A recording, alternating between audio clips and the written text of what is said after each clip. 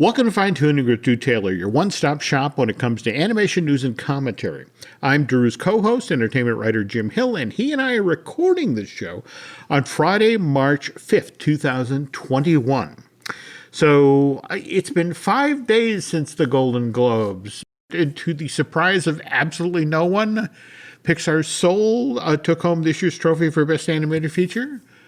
Yeah, I mean, I think Wolfwalkers is generally going to give it a run for its money, but yeah, it took home the prize. I mean, I think it's well deserved. No doubt. But again, if you look at the other nominees, we had DreamWorks Animation, Crude's A New Age. We had Pixar's Onward, which, by the way, has a great making of book.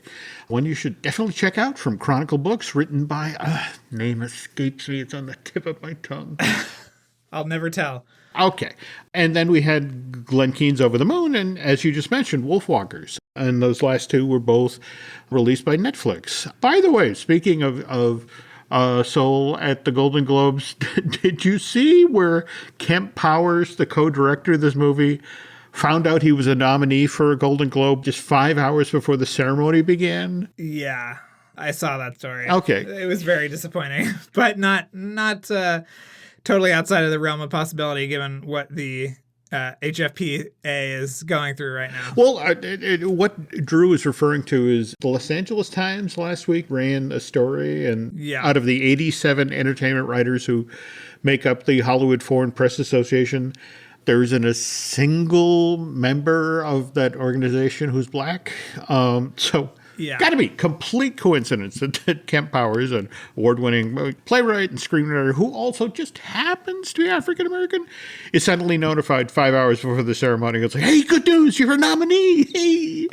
Yeah, I think this might be the last Golden Globes we see for a little while, considering that the viewership was down 64% from last year, which how many TV shows do you know, Jim, that drop 64% and come back the next year? Yeah. I think it could be back on TNT or whatever next year.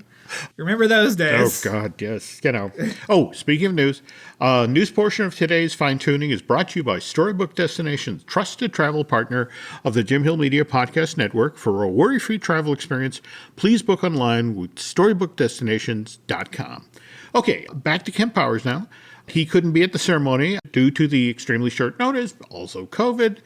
So after Soul wins Best Animated Feature that night, Pete Docter holds up an iPad, which now has a pre-recorded acceptance speech that Kemp recorded, I guess, late on Sunday afternoon. Again, getting back to your 60% viewership drop. Yeah. Maybe we sit this one out next year, yeah. Well, what's so funny, too, is that Kemp also wrote One Night in Miami, which is another, big awards movie. You'd think they would have kept him in the loop about something, but, I don't know. Oh, quick bit of trivia here. Golden Globes didn't even have a Best Animated Feature category until 2007. Pixar's Car was the very first film to take home that award, and since that time, Pixar Animation Studio has taken home 9 Golden Globes for Best Animated Feature, and Pete Docter movies have claimed 3 of those prizes, Up from 2009, Inside Out from 2015, and now Soul from 2020. But given that 60% drop in ratings, does that concern you at all as Hollywood heads into this award season? I just think it's a very weird award season because I feel like nobody has seen the movies that everybody is talking about and nobody knows how to watch them. Like if you polled 10 people how to watch Minari, first of all, 8 of them wouldn't know what it was and the other 2 wouldn't know how to watch it. So I think that is a real disconnect this year. Somebody described it as like the award season that never really was because it's just totally amorphous and there's just no buzz about anything. And it's very weird, Jim, especially because we're not even going to get the Oscar nominations until the end of this month. Yeah. Which is crazy. Evidently, we'll get the nominations. They'll be announced on March 15th. It always has struck me as a little cruel to the effect of they announce them at 8:30 in the morning East Coast time, which means on the West Coast people are having their hearts broken at 5:30 in the morning. I mean, yeah, sure that there's some people who get nominations, but a lot of people don't, and it's just that's a really early to have your hopes destroyed. But the Annies were just announced a day or so ago, the nominations. Yep. And I was kind of intrigued coming off the Golden Globes to see what got nominated for Best Animated Feature. First three, Pixar's Soul, likewise Pixar's Onward, and DreamWorks Animation's Crude's A New Age. Those were also nominated for Globes. But then they take a hard left. We get The Willoughbys from Netflix, which is a fine film. I enjoyed it. Likewise, Trolls World Tour from DreamWorks Animation. But no Best Feature nomination for Wolfwalkers or Over the Moon. Well, Jim, I just want to correct you on this. Okay. Which is that this year, for some reason, there's a Best Feature nomination and a Best Indie Feature nomination. Oh, you're kidding. So somehow me. Wolfwalkers, which was produced by Apple, is on the Best Indie Features, but not on the Best Feature. So I'll just tell you the Best Indie Features nominees, Jim. Please, yeah. A Shaun the Sheep movie, Okay. Farmageddon, Okay. which is a Netflix movie, which again, Yeah. I would not consider indie. Yeah. Calamity Jane, On Gaku, R Sound, Ride Your Wave, and Wolfwalkers.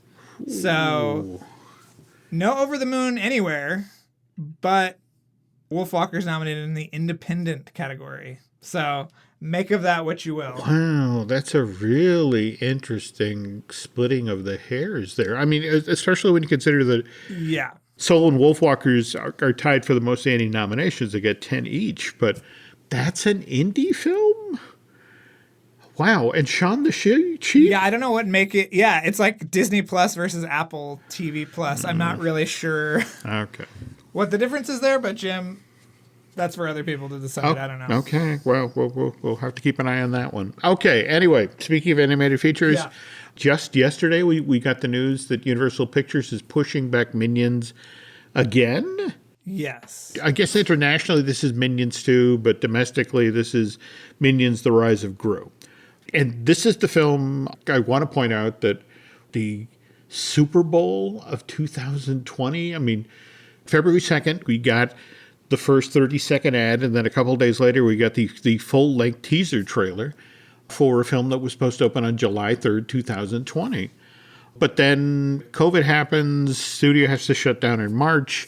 By April, they have to admit that they just cannot finish the film under these conditions, and so that's when it gets pushed off to July of 2021. And now we have this announcement of July 2022. Now, Deadline, they talked about how Minions is the most profitable franchise for Universal, which is what evidently is really behind this date change, is that the studio wanted to make sure that the film's promotional partners were able to join the ride, so to speak, and support the brand in its 2022 release. And that to date, the 4 Gru, Minion, Despicable Me movies have grossed over $3.7 billion of the global box office. And I guess what this is really about is that Mattel, back in February of 2019, entered into a 3-year deal with Universal to create merch tied to Minions 2.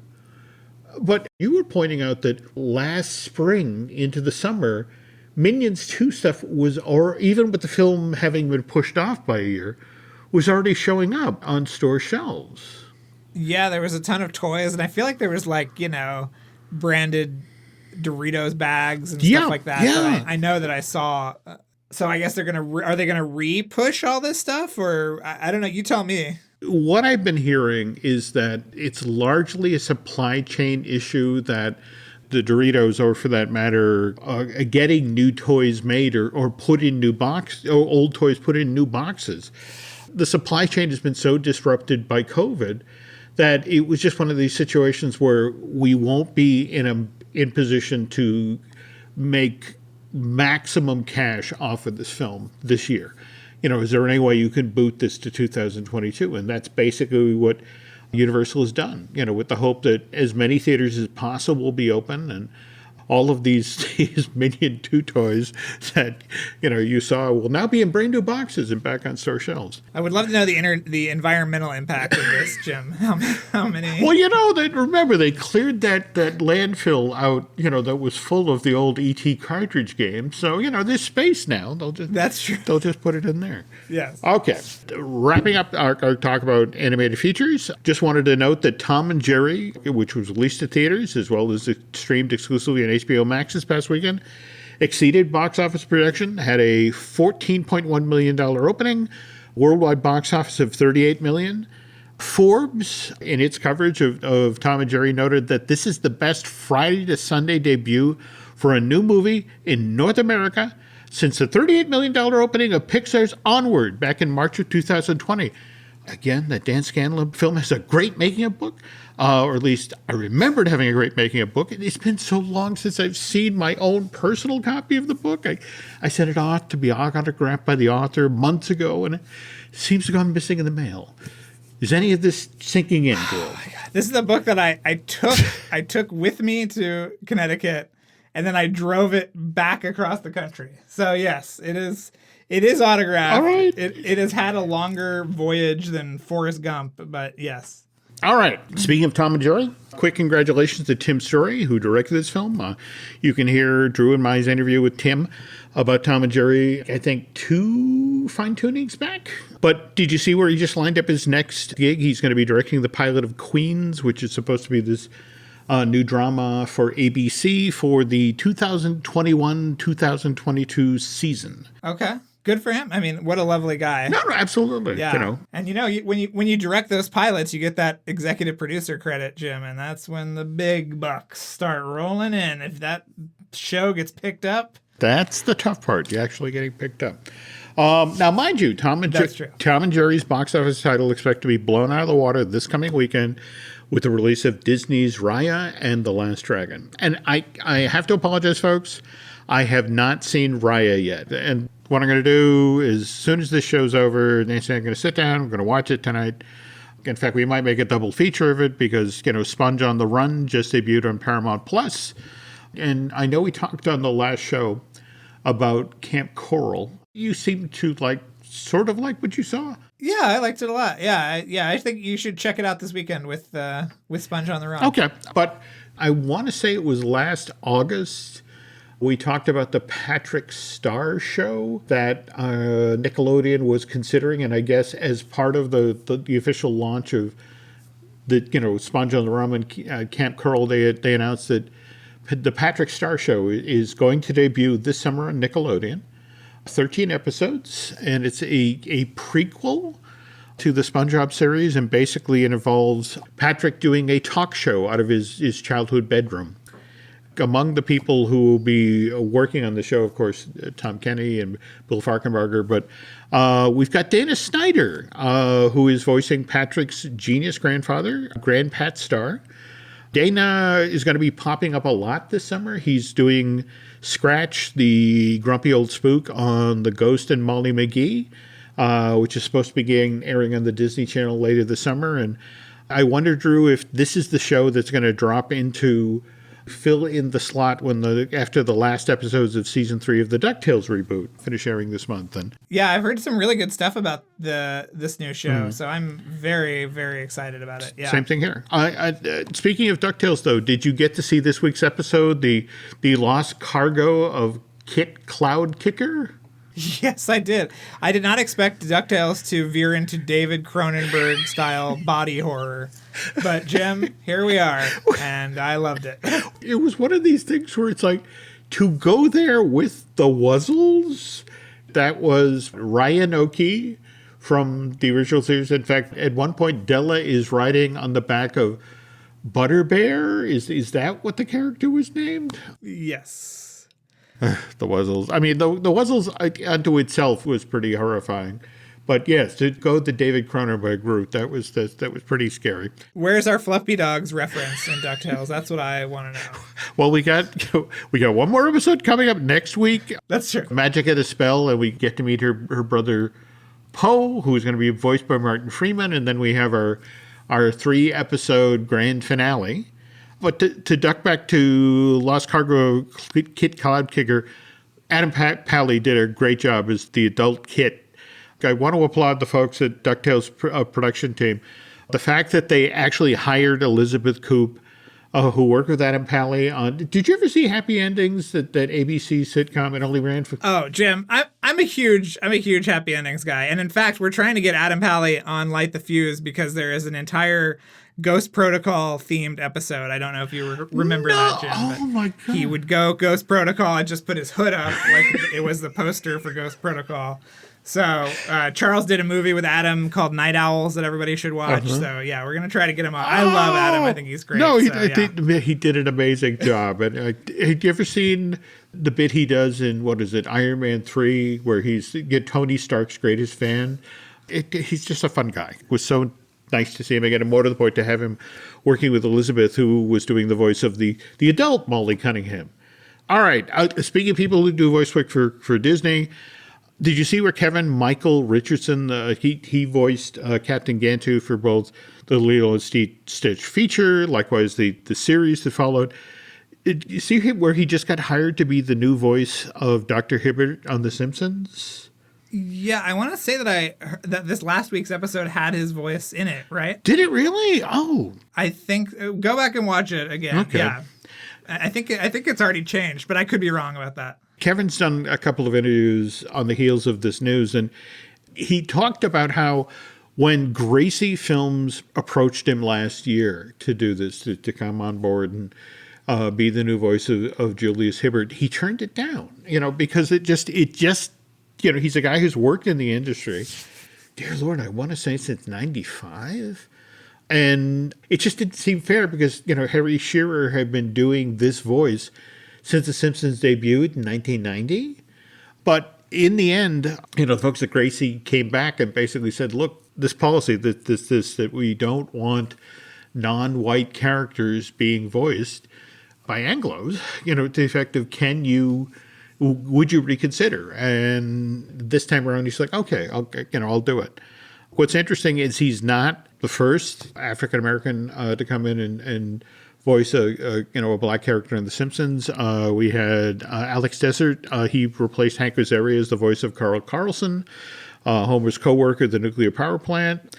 But yeah, these are all folks starting to work, and we're going to start hearing the voice work, especially given The Simpsons just got renewed for season 33 and 34. Yeah, that is insane. Jim, this show is going to outlive us all. I swear to God. Well, somebody was pointing out that when they complete the fourth season in the spring of 2023, there will be 757 episodes of The Simpsons produced. Just, I can't imagine where they're pulling stories from now.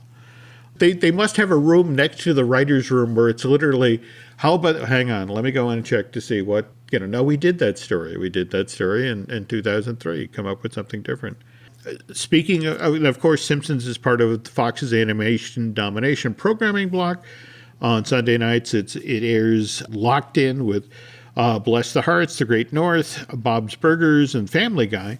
But just this week, they announced Fox is looking to expand Animation Domination's footprint. They're going to be setting up a new block of animated shows that's going to begin airing in late May on Monday nights. And I guess Duncanville, I know we've talked about that show previously on Fine Tuning, but they're pairing that with a brand new animated sitcom called Housebroken. But that's a ways away. And something, what's really a ways away, like years from now, are the two animated features that Gore Verbinski is reportedly working on. Gore said, I'm working on two animated features that I can't really talk about. I'm working on two screenplays, and they're not Westerns. And right. And of course, the reason he said that is the last animated feature he worked on, 2011 Rango, was a Western. And he worked with noted cinematographer Roger Deakins. In fact, I guess Verbinski went on to say that Deakins was the very first guy he called about these two animated features he's working on now. He said, Roger, are you in? And pitched him to in detail. So Deakins is coming back and he's helping him with this and really on the shot production. And getting Roger Deakins to work on your film, whether it's animated or if it's live action, that's a really big deal. He is one of the very best cinematographers on the planet. You can tell when he's helping produce shots for an animated film. In fact, I just remember the very first time I saw the first How to Train Your Dragon, and the flight scenes in that just looked like nothing I'd ever seen before. But you could see Roger's hand. Andrew Stanton recruited him for WALL-E because he wanted it to look like a live-action sci-fi film. And I was kind of surprised to find out he also worked on The Croods and Rise of the Guardians. But I guess there are a couple of shots in The Croods that are just sort of, for lack of a better term, reek of Deakins. Yeah, I think there's some stuff. He was also very famous for helping out in How to Train Your Dragon with the candle lit sequences, where he pushed them to have sequences that were only lit by candlelight. And I think there's a couple of instances like that in The Croods that I'm sure he helped out on. But yeah, he's amazing. No, he is. Just now I got to go back and look at the original Croods again. So Gore, in talking about these two animated projects, he said one's a musical, but again, he stressed these are so many years out. They take so long. I mean, it's just way too early to talk about them. On the other hand, one movie that it's not too early to talk about is Zootopia. In fact, Drew, you were the one in suggesting the feature we're going to do today, that yesterday, March 4th, was the 5th anniversary of when this Walt Disney Animation Studios production was released to theaters. Remember we used to see movies in theaters, I do. I remember that was the greatest junket I've ever been to, Jim. It was in Walt Disney World. The park said, bring as many people as you want. So my entire family came down and met me in Florida. Yeah, that was just the best. The only bad thing, Jim, is relying on Walt Disney transportation when you have to be back at the hotel for an interview. It's like, Drew, you're up next. And I'm like, I'm on a bus from the Magic Kingdom. Give me a couple more minutes. That whole thing. But anyway. Okay, well, tell you what, folks. So we're going to take a quick break here. But again, Drew and I will talk about that junket. And more to the point, we'll take you behind the scenes on this Byron Howard, Rich Moore, and Jared Bush movie. Rain-X wipers are the #1 wiper blades in America. That means all kinds of drivers choose Rain-X. Big drivers in small cars choose Rain-X. Small drivers in big cars choose Rain-X. Drivers with long hair and short commutes choose Rain-X. Drivers with short hair and long commutes choose Rain-X. Drivers with pets on board, babies on board, and bored babies on board choose Rain-X. Basically, drivers who love a clear view of the road all choose Rain-X wipers, the #1 wiper blades in America. This podcast is brought to you by Carvana. Carvana lets you buy your next car on your terms. Explore a massive inventory online, filter for what matters, and find your perfect match. Then choose delivery to your home or pick it up at one of Carvana's iconic car vending machines. Every car also comes with a 7-day money-back guarantee, so you can make sure it's the right fit. Buy your car on Carvana. Delivery or pickup fees may apply. Limitations and exclusions may apply. See our 7-day return policy at Carvana.com. Carvana. This episode is brought to you by Battlefield 6. Battlefield 6 is the ultimate all-out warfare experience. Rip through the skies in aerial dogfights. Demolish your surroundings for a strategic advantage. Harness complete control over every action and movement using the kinesthetic combat system. Drop into multiplayer with your squad, or fight furiously as a member of the Dagger 1-3 squad in a gritty, adrenaline-fueled single-player campaign where you'll defend a world on the edge of collapse. Forgot to mention that today on Netflix, 2 brand new animated series debuted. City of Ghosts and Pacific Rim The Black. I really have to check out City of Ghosts, Drew. Created by Elizabeth Ito. Have you heard about the gimmick of this thing? That the ghosts are interviewed as part of the show are actually residents, longtime residents of LA that talk about what their neighborhoods used to be like. Oh, I've watched the whole thing. Have you Jim. really? Yeah, the episodes are only 17 minutes long, which is a really nice kind of middle ground between the 11 and 22. And it's really beautiful. The only thing I didn't like was that they didn't go to Toluca Lake, Jim. All these other neighborhoods, but no Toluca Lake. Maybe in season 2. But all right, but what we get Little Tokyo, we get Koreatown. Do they actually go to the Bob Baker Marionette Theater? They do. And there's also a really fascinating episode about the indigenous population of California. I saw that. Yeah. It's a really amazing, wonderful show. I absolutely loved it. I wasn't as thrilled about Pacific Rim. Well, but that sounds really, really, really dark. I mean, it's just, I know we've talked on earlier shows about how this is a continuation of 2013's Pacific Rim and then the sequel from 2018, Uprising. But this is not a happy story that basically, as we're getting started, the kaiju have won.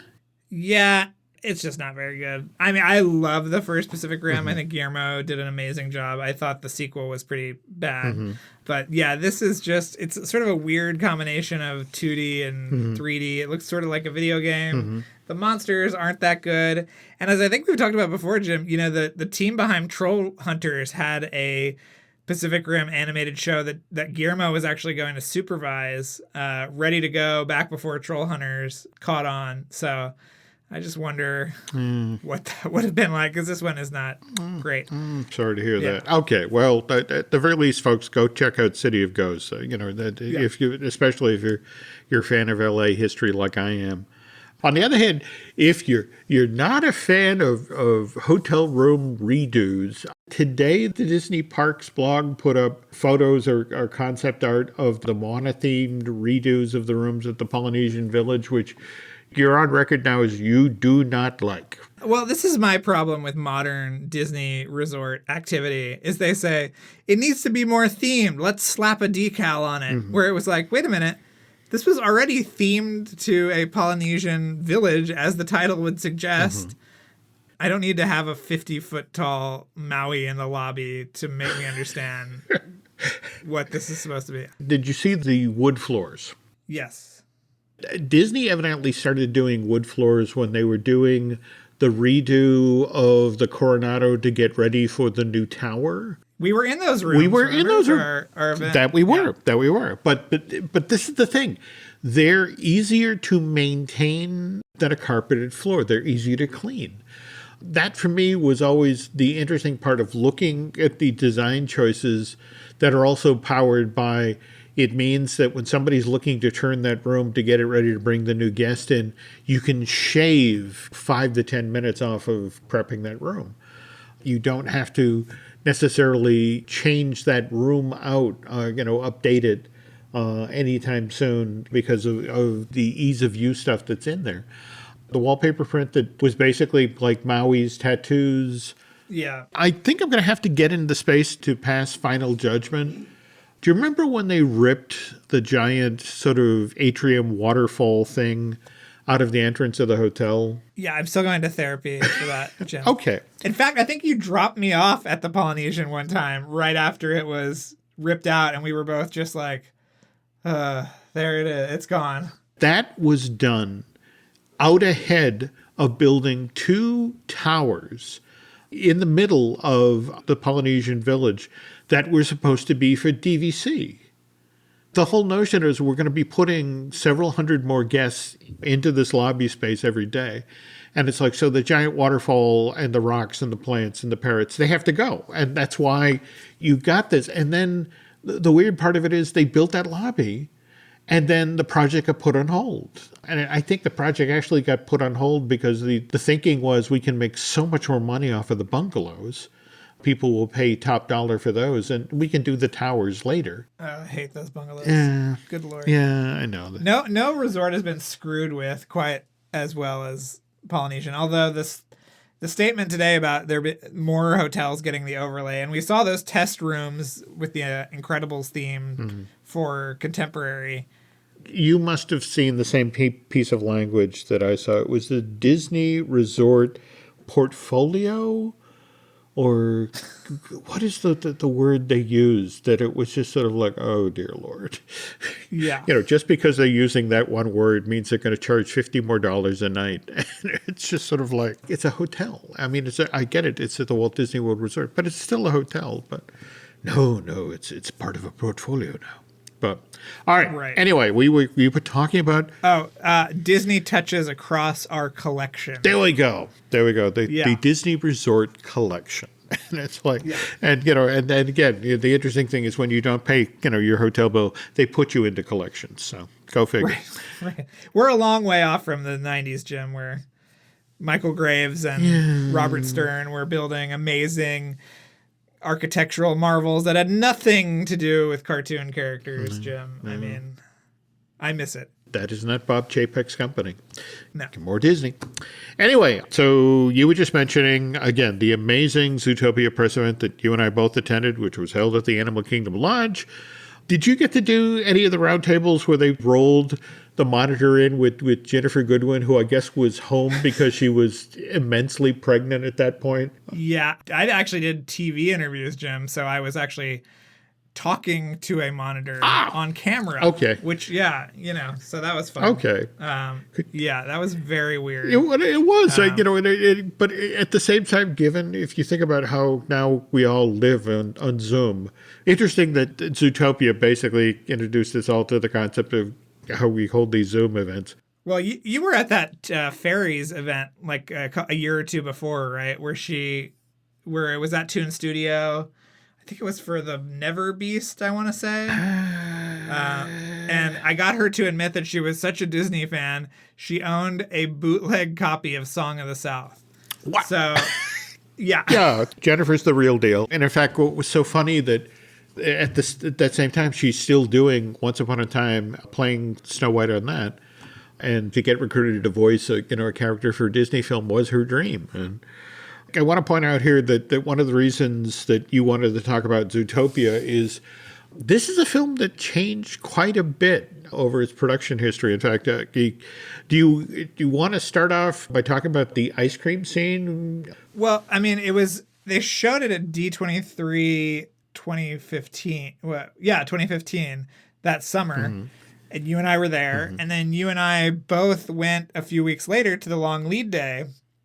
And they showed us a completely different version of that ice cream scene. I mean, it was like completely flipped around. It was different, had different dialogue, and all of this stuff. It was just really, really different. And it was weird that it was so close to D23 and it was so different. Yeah. And animated features do as they test. They will make changes. I mean, for example, you were reminding me about, I actually saw the Hercules Mall tour in the months before that film opened in the summer of 97. And they ran a work in progress as part of the mall tour of Zero to Hero. And there was a tail end of that song. There's the scene where Hercules is riding on the back of Pegasus. He's going through the night sky. And in the finished film, there's what appears to be a star version of Marilyn Monroe. And her skirt gets blown up. Yeah. And what struck me about that when I saw the finished film was like, wait a minute. That's not what I saw as part of the mall tour. And that was, again, same thing. It was March or April in a movie that came out in June. But what they showed for that scene of Hercules and Pegasus soaring through the night sky is suddenly who's made out of stars, but it's Sebastian and Ariel from The Little Mermaid. And I want to say that as they pass by these two, Ariel's hair sort of, gets caught in the breeze and, Sebastian looks askance. But it's, again, this was fully animated. But I guess what happened is as they tested it, the audience reaction was it took them totally out of the film. People were like, "Oh, that's Sebastian. That's Ariel," and it took them a minute or so to get back into the movie. And it was one of the things where it's like, "Oh crap!" We're telling a story here, and we can't lose the audience just as we're, In fact, I guess the problem was that within like a minute of that, we've cut to Hercules' grand estate, and the guy is painting him. And that's when he's dressed wearing the fur of Scar. And it was just, It was like two in-jokes right on top of one another that took people straight out of the movie. And it's like, pick one. One of these has to go. Because we can't lose people for a full minute out of the movie. But anyway, to get back to Zootopia now, that we start off with Byron Howard. He's just completed Tangled, which is, a really tough project he and Nathan Grano brought across the finish line. and he wants to do something different. He doesn't want to do another fairy tale film.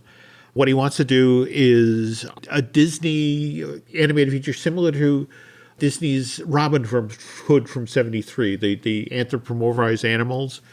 Do you remember the story Byron told about this, that when he brought this idea to John Lasseter, John gave him a big hug and then attempted to lift him up like Simba from The Lion King, which I would pay good money to see that image. Yeah, I mean, given Lasseter's history with hugging, maybe not the best thing to do, but, you know. Okay. And I think they showed us some of this stuff as part of the press junket. Do you remember how his first take on it was he wanted to do kind of a James Bondy 1960s spy movie, Savage Seas or something like that, where Yeah. And then didn't it sort of morph into almost a film noir thing? At one point, they suggested that Jared Bush, who should come on board as both a writer and eventually as a co-director, one of the reasons that they suggested that Jared come on board is that his father and grandfather worked for the CIA. So it's the notion of, Jared knows spy stuff, so, this will be great. But they really got in the weeds in 2015 because the film was so... It had great design. It had, amazing looking characters, but the story was all over the place. And so Rich Moore had finished Wreck-It Ralph, which, again, another film that really had trouble finding its way, in October of 2012. And I guess, March 2015. A year out from release, Rich is brought in. Well, it wasn't just Rich. It was a lot of the people that were already working on on Ralph Breaks the Internet, including Jim Reardon. There we go. Who we don't talk about enough, but is a lovely. You love Jim, right? I do. I think also a big fan of Clark Spencer, who came over from Wreck-It Ralph to serve as the producer. I'm going to try to wrangle Zootopia, but can you tell the story about the guy who actually set them on the right path? Oh, yeah. So this is a story that I wasn't able to tell because I was at Disney at the time, and Disney Animation does not like to share the spotlight. But what they told me was that they screen, Disney Animation will screen their movies for Pixar, and Pixar will screen their movies for Disney Animation, and they'll get feedback. And that it was actually Andrew Stanton who saw Zootopia and said, "This is wrong. You've made Nick the main character, but he's kind of been, he's sort of down and out and cynical. And you're making us want to care about this place, but through the eyes of someone that hates it. So you have to kind of flip that." And I think actually that ice cream scene was from the version where Nick was the main character. There we go. Yeah. So he was the one who said Judy should be our lead character. We should see Zootopia through her eyes. And in fact, it's during this period where our 1960s spy story becomes a contemporary police story, and then it becomes, Judy going to the academy and her discovering this world. When you see the finished film, you don't see any of this flailing. But on the other hand, you were at the company while this was all going on. Yeah. You get to see some things tried out for this thing, right? Yeah, well, I saw the Sia version. The movie was always pretty much the movie. I mean, once they got the Judy and Nick relationship right. But I saw a version that had Sia singing the opening title song, which she wrote and I think produced, but that Shakira sang in the eventual movie. And I think the Sia version is so much better. I love the Shakira version, but the Sia one needs to see the light of day because it was really awesome. And the other thing that I forgot about when I was writing you that email, Jim, was I actually went to the scoring of this movie. Did you really? I went to Warner Brothers. Yeah, I went to Warner Brothers and sat in the back of the Clint Eastwood scoring stage. You're kidding and saw Michael Giacchino, me. who I have since become kind of friendly with, scoring. It's the scene where the jaguar goes crazy when they're in the kind of jungle land with the kind of lattices. And it was really, really cool. And what was so cool was that there were all these animation guys that had dropped by at the same time. So David Silverman was there talking to Jim Reardon. And it was just a very cool atmosphere of all these great creators. And of course, Rich and Byron there. And Rich is one of my favorite people, and I think it's a real shame that Disney let him go. Yeah. Not let him go, but let him leave the company. Yeah.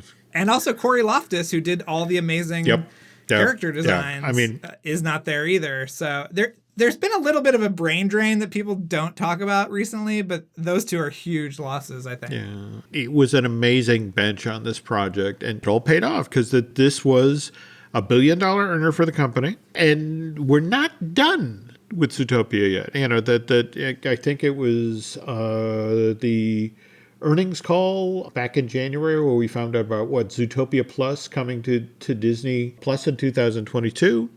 Likewise, we have our Zootopia-themed land going to Shanghai Disneyland, and it's also a component of Epcot's Play Pavilion, if that ever actually opens.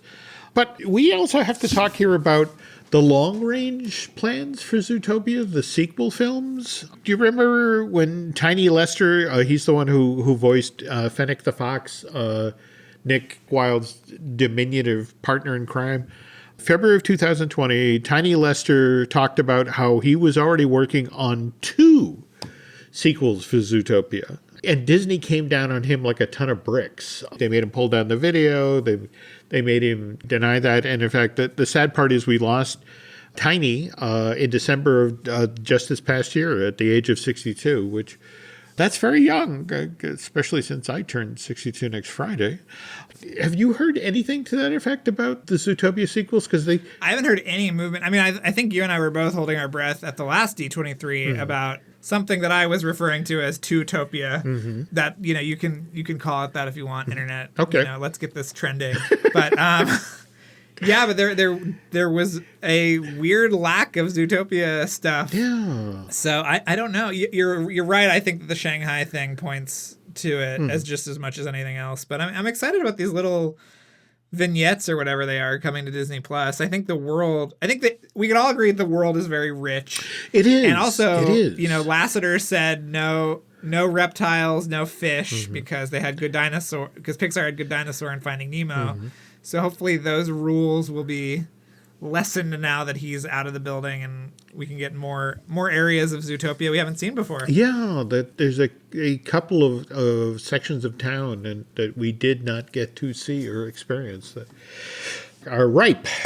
Well, I guess we'll just have to wait for somebody to leak. So, but until we get that news, if you're looking for some supremely entertaining podcasts, I cannot highly recommend enough that you go check out Light the Fuse and Light the Wick, Drew's amazing Mission Impossible podcast, and likewise your John Wick series. And where are we this week? We have an interview with Mark Stockinger, who was the supervising sound editor of Mission Impossible 1 and 2. We're sort of switching off. Sometimes we have people that talk about Mission Impossible for half the time and then John Wick for half the time. So we're kind of alternating. But it's a lot of fun. And then we're going to get into Top Gun Maverick this summer, Jim, obviously. Killer. So get ready for Light the Fuselage as well. So that'll be coming That's a soon. great name. Oh, holy cow. I have to ask, because I just dug out my copy of a long time ago in a cutting room far, far away, Paul Hirsch's amazing book. You mentioned that you had some episodes coming up with him soon, or... Yes, for May the 4th, we have our Paul Hirsch episodes. That's right. Okay. And we're chiseling away, Jim. I'll tell you after the show, but our Mount Rushmore is going to have one less face because we're landing a big fish very soon. So I will tell you about that off air. But okay. Get ready for that. Okay, can't wait. We got some anniversaries this year. I will say that we got Mission Impossible 1 is turning 25 and Mission Impossible 3 is turning 15. So we've got a lot of anniversaries coming up. Wow. Light the Wick, Light the Fuse, and Light the Fuselage. I love that name. But okay, when you're not listening to Drew's most excellent podcast, we got some shows over here too. We got Disney Dish with Len Testo. We got Universal Joint with Dustin Fuse, and I'll be doing a brand new Marvelous Disney with Aaron Adams. Tell you what, if you could do Drew and I a favor, if you could head over to Apple Podcasts and rate and review not only the show you're listening to right now, Fine Tuning, but likewise Light the Fuse and Light the Wick. You can always head over to Bandcamp and subscribe. You can find us on Twitter and Instagram as Jim Hill Media and on Facebook at Jim Hill Media News. And come back and check us out, folks, okay? Take care. This episode is brought to you by LifeLock. It's Cybersecurity Awareness Month, and LifeLock has tips to protect your identity. Use strong passwords, set up multi-factor authentication, report phishing, and update the software on your devices. And for comprehensive identity protection, let LifeLock alert you to suspicious uses of your personal information. LifeLock also fixes identity theft, guaranteed or your money back. Stay smart, safe, and protected with a 30-day free trial at LifeLock.com/podcast. Terms apply.